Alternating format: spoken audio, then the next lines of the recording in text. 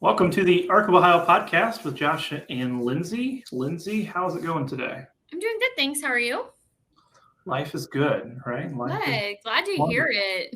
Right. Life is just chaos here. So yeah, it's always nice when life's going good for someone else. Yeah. Do you ever just have like a really low-key day and you're just like, what's wrong? Like did someone factory reset the world, or am I forgetting to do something, or different things like that? I wish I had those days, but when you have two little ones, it's never like that. There's no such thing as low-key. Yeah. We continue to have some really cool interviews on this podcast. It's been wonderful to see, and we've been inviting a lot of people from the Arc of the United States as well to be a part of it. And today is no different. So, Lindsey, why don't you introduce our guest here? Our guest today is Claire Manning. She works in the national office for the Arc. How are you doing today, Claire? I'm doing really well. I am thrilled to be here because this is my first time on a podcast. So this is really exciting. Right? Yes. Thank you for the invitation. Yeah. Absolutely. Hopefully it'll be nice and painless. Just kind of super easy and all that good stuff. Can you tell us a little bit about yourself, Claire?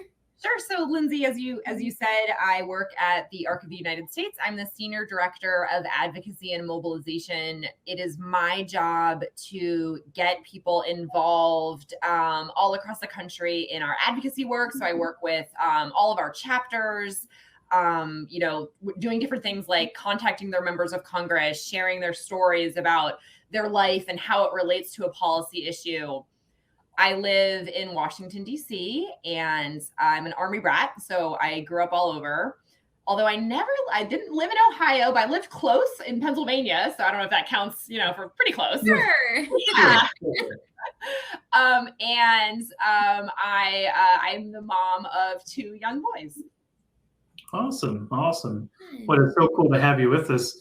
Tell us a little bit about how did you end up at the Arc? How did this all come to be? Okay, well, I'm glad I get to talk about this because this is one of my favorite stories. I just feel very serendipitous to me. Mm-hmm. So we're gonna go back in time for a minute. My very first job out of college was working for a state legislator in New Jersey. And one of the things that we're always encouraged to do, and chapters are encouraged to do across the country, is to educate their legislators about the work that they're doing at their chapters, right? Yeah.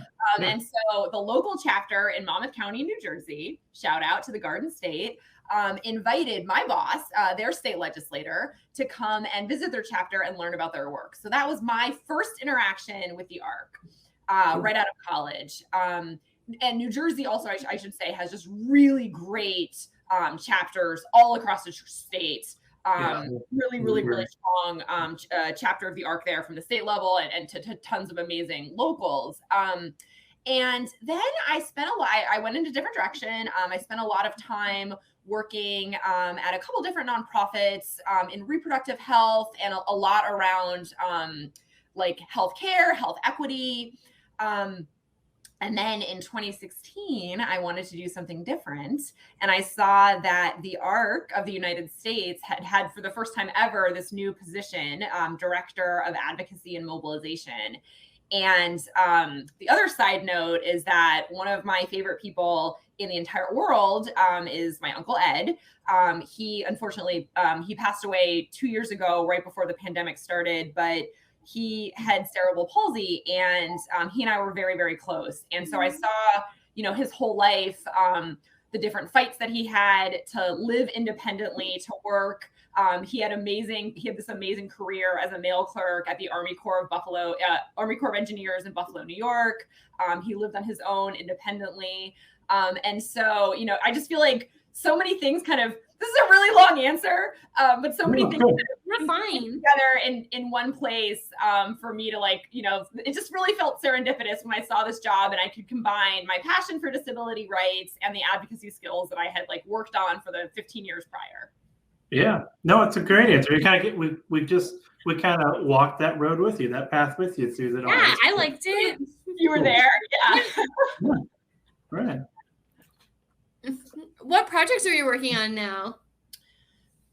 There's two big things going on there's many big things going on, but the two things that I want to focus on today, because I know that you have had some other from the policy team of the ARC of the United States on talking about like some of the specific policy issues that we're working on, like home and community-based services, and the really exciting bill around supplemental security income, introduced, bipartisan legislation introduced by your senators in Ohio. So I'm not going to focus on that today. I want to talk to you about two other things. The first is that every year, members of Congress, every August, members of Congress go home they leave DC, they go home to their states and to their districts during what is called August congressional recess. And is not like a real recess. It's not a break. For them or for advocates, it's actually a really critical opportunity for advocates to meet with their members of Congress, get to know them, share their stories, and really it's an important moment to advocate for the things that we care about.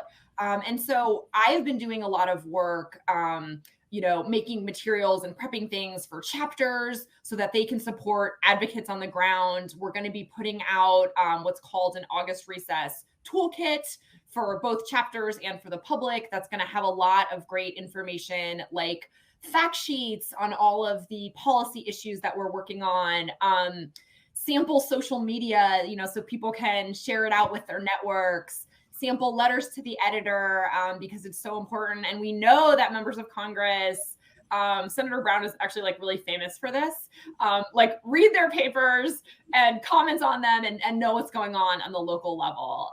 So that's number one, August recess. And then the other thing that my team is really focused on, of course, we're all hearing so much about this, but it's a really big election year. Every year is an election year, but of course we have midterm elections this year. And so it's really critical that we are making sure that everybody has the information that they need to make their voice and their vote count. We at the ARC of the United States have a bunch of different materials around voting. You can find them all at the arc.org/vote. Yep. And we have materials, I don't know if you've gotten, Lindsey and Josh are nodding, but they're in plain language, they're in English and Spanish, and we have like a voting 101 guide. We have the arc.org/register to vote. So people can actually go on there and you can check your registration. Maybe you've moved recently and need to know like, hey, am I updated or am I registered at my new address? Or maybe you've just had a birthday and you've just turned 18 or you're about to. And so we've been, working really hard on making sure that we're getting all of those resources out into the world so people can, register their perspectives on issues that are important to the disability community. That is awesome. That's awesome. And as you were talking, I actually went to the website and looked at it. I tested out the register voting link one day. Yeah. It works great, guys. You should try it. That's awesome. And there's so much good information on there because it's not even just, it's not just register to vote. It's, you can look up where your polling location is. You can look up, redistricting just happened. And so you can look up if you're going to have any new elected officials this year, like who your current elected officials are and also who your candidates will be. And they might be different. Yeah. A lot of good info. Wow. So this is a question that really hits home with Claire. Okay. I just met Claire, but I think it's going to really hit home with Claire because of what you do with advocacy. And that is, obviously at the office of the ARC of the United States, and you work with all the chapters. So you're always trying to get all these different chapters and states to get involved. So what does this mean for Ohio? We call them Ohioans. How can Ohioans get involved in what you are doing? Or what's something that, that you could tell us this is, if they're listening right now, they can say, hey, you know what, this is what I'm going to do leading up to election or different things in August. How can they get involved? The number, this is clearly my favorite question. Yeah. So Here we go. It's hard to pick just a few, but I would say the number one is to go to a different website, which is the arc.org/action. And that is what we call our action center. And that is where like the top issues that we are working on, the top things that we are asking people to do, stories to share, ways to contact your member of Congress. And there's all kinds of, typically you just have to put in your address and your phone number, and we will connect you directly with talking points and try to really make it as easy for you as possible. But that is number one. Go to the arc.org/action and, kind of choose your own adventure from there to be an advocate. Yeah. And it's super easy. I've done it a couple of times for different things, and it takes under a minute, probably, I would say. It's not overwhelming at all. Like we share those on our Facebook page. We put them in our newsletter. Have some coming up here soon. We're putting in there all kinds of stuff. We've done from disability funding to SSI things to Stop the Shock to all these things. Yeah. It's been really cool and super easy to use. Mm-hmm. That's wonderful. And I mean, I think that's one of the things that's so great about the ARC is that we have this network across the country, and we're all working on, everyone's working on so many different things, but we can join forces together and be really powerful. Mm-hmm. Yeah. Yes. Absolutely. Did you have a second one? You talked about the first thing is. So I have like 15 more, but if I had to choose one more, I would say another really great thing to do is if you're looking to be an advocate and you're like, okay, how do I take 5 minutes a week, or, I'm busy, how do I really jump in? Every Wednesday, we have a campaign called #WeActWednesday, where we share a different way on social media for people to take action. Sometimes, it's sharing something from the arc.org/action. Sometimes it's taking a look at this article, or, maybe joining a webinar or participating in a tweet storm, whatever it might be. There's different things, there's different levels. But every Wednesday we share a different way to do that. So I would encourage you to follow the Arc of the United States on social media and check that out. There we go. Awesome.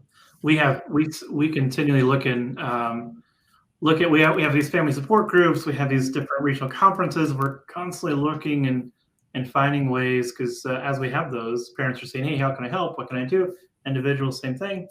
And it's just been really cool to see people really jump in, because it was kind of nerve-wracking with COVID. Everything went so idle for so long, and it was at least a concern of mine of how do we ramp it up and still get to the involvement that that we had before, and even improve upon it. So that is wonderful.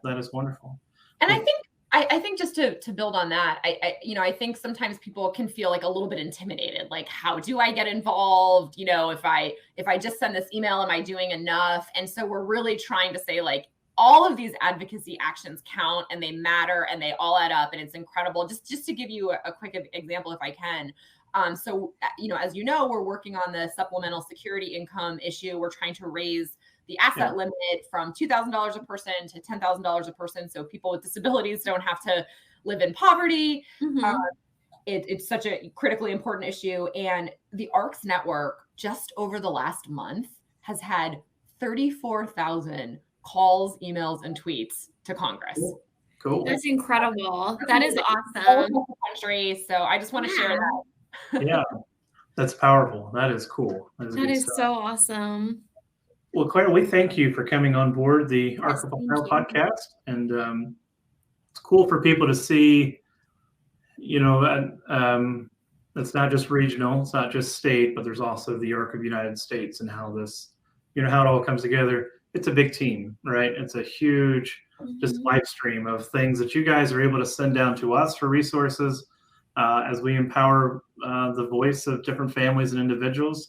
You guys are able to, they're able to help you guys, and we all work together to accomplish some really, really cool stuff. So thank you for coming on and talking about what you do. Thank you so much for having me. This was so fun.